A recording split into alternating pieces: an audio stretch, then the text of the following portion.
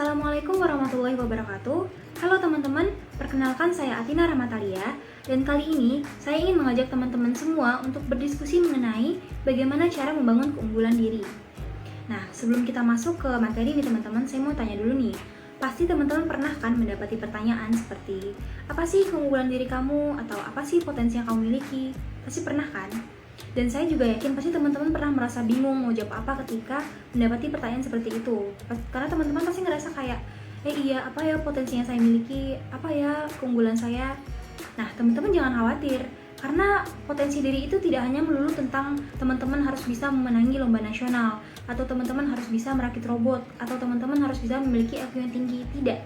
Itu semua memang juga termasuk ke potensi diri. Tetapi, potensi diri itu tidak hanya melulu tentang hal itu saja. Masih ada lagi potensi fisik, potensi mental, spiritual, dan masih banyak lagi.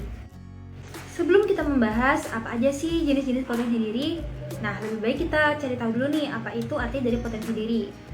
Menurut Kamus Besar Bahasa Indonesia, potensi diri merupakan suatu kemampuan serta kualitas yang dimiliki seseorang namun belum dipergunakan secara maksimal. Atau potensi diri adalah kemampuan yang dimiliki seseorang sehingga bila dikembangkan akan memungkinkan orang tersebut untuk meraih prestasi tertentu. Nah, baru nih kita masuk ke jenis-jenis potensi diri. Yang pertama ada potensi fisik. Potensi fisik ini adalah potensi fisik yang dimiliki manusia yang dapat diberdayakan sesuai fungsinya untuk berbagai kepentingan dalam rangka pemenuhan kebutuhan hidup. Misalnya nih, mata untuk melihat, kaki untuk berjalan, telinga untuk mendengar, dan masih banyak lagi. Dan insya Allah semua manusia masih memiliki potensi fisik ini ya teman-teman. Kemudian yang kedua ada potensi mental intelektual. Potensi mental intelektual ini adalah potensi kecerdasan yang ada pada otak manusia, terutama otak sebelah kiri. Fungsi potensi ini adalah untuk merencanakan sesuatu, menghitung dan menganalisis. Yang ketiga ada potensi mental spiritual.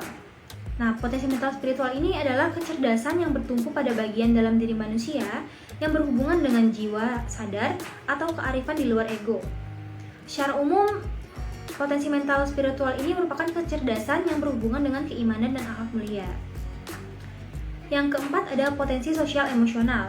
Nah, potensi sosial emosional ini merupakan potensi seseorang dalam memahami, mengelola, dan mendayagunakan emosinya secara positif ketika berinteraksi dengan diri sendiri atau interpersonal relationship, maupun ketika berinteraksi dengan orang lain atau interpersonal relationship dalam segala aktivitasnya.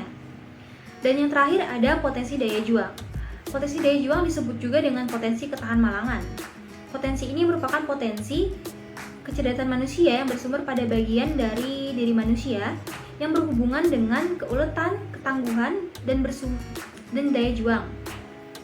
Melalui potensi daya juang ini, manusia dapat mengubah tantangan menjadi peluang, dan potensi daya juang ini sangat diperlukan manusia dalam menghadapi setiap tantangan dan rintangan yang datang.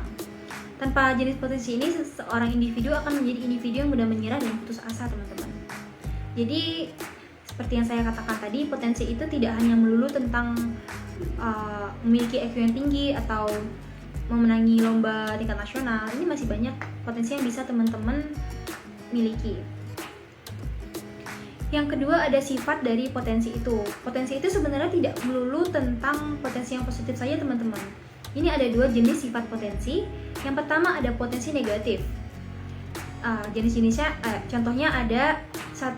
Mudah untuk diadu domba, 2. Kurang berhati-hati, 3. Kurang adanya percaya diri, 3. Kurang mampu, kurang mempunyai sebuah motivasi, dan yang terakhir adalah memiliki sifat emosional. Jika teman-teman merasa memiliki sifat-sifat dari potensi-potensi negatif ini, mungkin lebih baik teman-teman belajar untuk introspeksi diri atau mengupgrade diri agar bisa terhindar dari potensi negatif yang saya sebutkan barusan. Nah, tadi kan sudah ada potensi negatif nih teman-teman. Sekarang yang kedua yaitu potensi positif. Contohnya yang pertama, pengalaman dalam penerapan sains dan teknologi. Nah, ini termasuk ke potensi mental intelektual ya teman-teman. Kemudian yang kedua ada kompetitif. Ini termasuk ke potensi daya juang. Yang ketiga ada keberanian untuk mengambil resiko. Ini juga termasuk ke potensi daya juang. Yang keempat ada optimisme dan kegembiraan. Ini juga termasuk ke potensi daya juang. Sikap yang satria juga termasuk ke potensi daya juang. Kemudian ada kekuatan berpikir yang sangat kuat, masuk ke potensi mental intelektual. Dan yang terakhir ada tubuh yang sehat dan kuat, ini termasuk ke potensi fisik.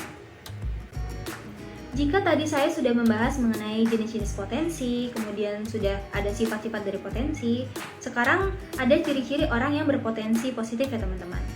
Nah, karakteristik orang yang dapat memahami sebuah potensi mereka dapat diukur atau dilihat secara perilaku dan sikap sehari-hari mereka dalam kehidupan sekolah, keluarga, dan masyarakat. Nah, ini ada beberapa ciri-ciri dari orang yang bisa memiliki potensi positif teman-teman. Yang pertama, ada menyukai belajar dan ingin melihat kesalahan. Nah, untuk memiliki potensi ini, kita harus mau untuk belajar dan melihat kesalahan kita, lalu mengambil pelajaran dari kesalahan kita itu. Jangan ketika kita memiliki kesalahan, kemudian kita malah jadi ngedown atau jadi menyerah. Kita harus bisa mengambil pelajaran dari kesalahan kita perbuat tadi. Yang kedua, ada mempunyai sikap yang fleksibel, teman-teman.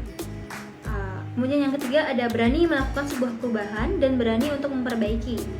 Ini tadi mirip sama poin yang pertama ya, dimana kita mau memiliki potensi yang baik, potensi yang positif jika kita adalah seorang yang takut untuk gagal. Belum mulai sudah takut untuk gagal, sudah menyerah sebelum berperang. Kemudian yang keempat ada tidak ingin menyalahkan orang lain atau keadaan. Orang yang selalu menyalahkan orang lain atau keadaan ketika ia membuat salah merupakan sifat egois yang tidak bisa dimiliki oleh orang-orang yang berpotensi positif. Jadi sebisa mungkin kita harus menghindari sifat ini ya teman-teman. Ketika kita berbuat salah, ya udah kita harus mengakui saja kesalahan kita itu apa.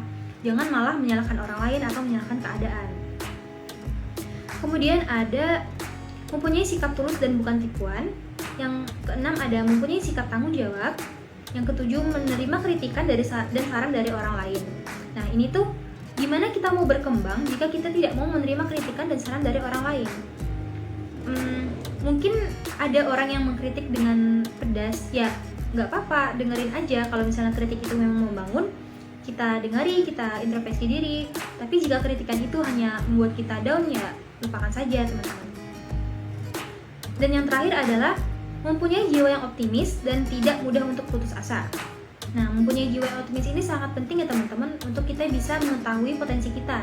Karena jika kita sudah pesimis dan mudah putus asa, potensi yang baik tidak akan menghampiri kita. Jadi kita harus tetap optimis tentang semuanya. Kemudian ada faktor apa saja sih yang mendukung berkembangnya potensi diri kita? Potensi seseorang akan dapat berkembang dengan baik jika didukung oleh sejumlah faktor. Yang pertama, dari minat dan kegemaran dan hobi. Mengenal apa yang diinginkan dan dibutuhkan oleh diri sendiri sangat penting untuk mengembangkan potensi kita. Menyadari kemampuan dan potensi mendorong seseorang melakukan hal-hal yang disukai menjadi kebiasaan hingga sampai tahap keahlian. Jadi ketika kita merasa punya hobi atau ketika kita merasa punya bakat, ya udah asah terus sampai hobi itu bisa menjadi potensi kita, teman-teman. Kemudian ada motivasi. Motivasi ini diperlukan untuk membangun rasa percaya diri dan semangat dalam diri kita. Ketika kesadaran diri sudah mulai terbangun, dukungan dari diri sendiri maupun orang lain menjadi penentu apakah potensi diri itu harus dikembangkan atau dibiarkan. Untuk mencapai titik tertinggi, kita harus memiliki motivasi dan tujuan yang kuat. Potensi yang kuat membangun seseorang menggali potensi lebih dalam, bahkan berpeluang menemukan potensi baru yang dia tidak sadar ada di dalam dirinya. Kemudian yang ketiga ada kecerdasan atau latar belakang pendidikan. Kecerdasan dibutuhkan untuk mengetahui strategi apa yang akan dilakukan agar potensi dalam diri kita dapat berkembang dengan maksimal. Yang keempat ada faktor dari lingkungan sekitar. Ini hampir mirip dengan bakat tadi ya teman-teman.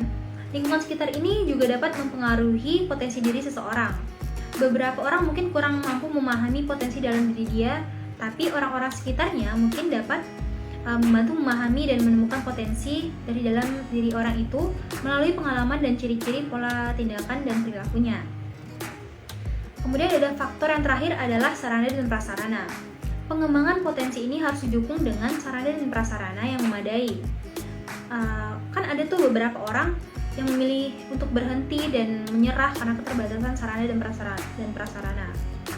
Jika tadi ada faktor pendukung, sekarang ada faktor penghambat nih teman-teman. Biasanya faktor penghambat ini berasal dari dalam diri kita ya.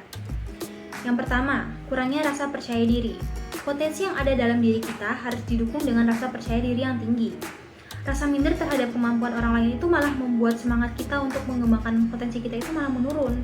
Jadi sebisa mungkin kita jangan minder dengan kelebihan orang lain. Kemudian yang kedua ada rasa malas. Rasa malas menjadi musuh dalam diri kita yang harus kita hindari, sangat harus dihindari. Karena gimana kita mau berkembang, gimana kita mau menemukan potensi kita jika kita terus-terusan malas-malasan ya teman-teman. Yang ketiga ada kurangnya dukungan. Nah, faktor penghambat itu tidak hanya melulu datang dari diri kita ya, kadang dari orang sekitar kita juga bisa menghambat dari pengembangan potensi kita. Faktor lingkungan dan dukungan orang lain itu cukup berperan dalam kesuksesan seseorang untuk mengembangkan potensi dirinya. Kurangnya dukungan dan motivasi dari orang lain mengurangi semangat dan rasa percaya diri. Kepercayaan dari orang lain menjadikan seseorang itu merasa memiliki tanggung jawab untuk melakukannya. Benar kan teman-teman? Lalu contoh potensi. Setelah membahas teori-teori tadi, di sini saya akan menjelaskan sedikit contoh-contoh potensi apa saja yang sudah ada. Yang pertama, badan kekar, memiliki badan yang tinggi terutama pada bagian kaki, dan semangat tinggi pantang menyerah. Nah, biasanya orang yang memiliki ciri-ciri ini nih cocok untuk menjadi seorang atlet, jadi potensi dirinya itu menjadi seorang atlet. Kemudian yang kedua, ada seseorang yang memiliki suara yang indah, terus dia mudah memahami nada, memiliki suara nada yang tinggi, bisa rendah juga. Nah, ini ciri-ciri orang yang berpotensi untuk menjadi seorang penyanyi. Karena untuk menjadi seorang penyanyi itu kan tidak mudah ya teman-teman. Tidak semua orang bisa menyanyi dengan baik. Kemudian yang ketiga ada tekun, bertanggung jawab dan rajin dan suka menghitung. Nah, orang yang memiliki ciri-ciri ini berpotensi menjadi seorang ilmuwan atau seorang ahli matematika. Yang keempat ada wajah cantik, tubuh langsing, berbadan tinggi, dan berkulit putih. Nah, jika ada wanita yang memiliki ciri-ciri seperti ini, maka dia insya Allah berpotensi untuk menjadi seorang model atau seorang prabawati. Karena kan untuk menjadi seorang model itu juga tidak sembarangan ya teman-teman, harus penampilannya itu harus good looking. Setelah tadi saya menjelaskan apa saja itu potensi diri, kemudian ada sifat-sifat dari potensi diri, ada contoh-contoh potensi diri itu apa saja. Nah, gimana sih emangnya biar kita bisa mengembangkan diri kita agar berpotensi, agar kita memiliki potensi? Yang pertama, kenali diri secara mendalam. Jangan sampai kita tidak mengenali potensi yang kita miliki karena terlalu sibuk memperhatikan potensi orang lain. Jika ini terjadi, bisa dipastikan kita akan disilaukan oleh kemampuan orang lain yang sudah maksimal gitu loh potensinya. Sementara kita masih belum memiliki potensi karena kita terlalu sibuk melihat kelebihan orang lain. Apabila kita belum bisa mengenali diri sendiri, sebaiknya kita coba kembali telaah apa saja nih yang kita sukai, hobi kita apa, bakat kita apa, biasanya kalau waktu luang kita ngapain. Kira-kira apa saja yang membuat kita tidak bosan jika dilakukan dalam jangka waktu yang lama. Kemudian yang kedua ada cari tahu kelebihan dan kekurangan diri kita. Setiap orang itu kan pasti memiliki kelebihan dan kekurangan ya teman-teman. Dalam proses menggali potensi diri sangat penting untuk mengidentifikasi keduanya. Tujuan mengetahui kelebihan dan kekurangan diri yaitu supaya mempermudah kita untuk mencapai tujuan dan juga mempersiapkan diri untuk menghadapi masalah yang nantinya akan kita hadapi dan mencari solusi atau mengatasinya dengan jalan yang terbaik. Jika kita memiliki kekurangan, jangan pernah merasa minder teman-teman. Karena memang semua orang kan memiliki kekurangan kan. Justru kita harus bisa berusaha untuk menutupi kekurangan itu dengan kelebihan yang kita miliki. Jadi kita harus tetap mengupgrade diri kita, introspeksi diri, kita kurangnya apa, kita kelebihannya apa. Lalu yang ketiga ada open-minded terhadap saran dan kritik orang lain. Seperti yang saya jelaskan tadi kan teman-teman, kita jangan pernah mengabaikan saran dari orang lain. Ketika kita sedang mengembangkan potensi yang kita miliki, sebaiknya kita selalu bersikap terbuka dalam penerimaan saran maupun kritik dari orang lain.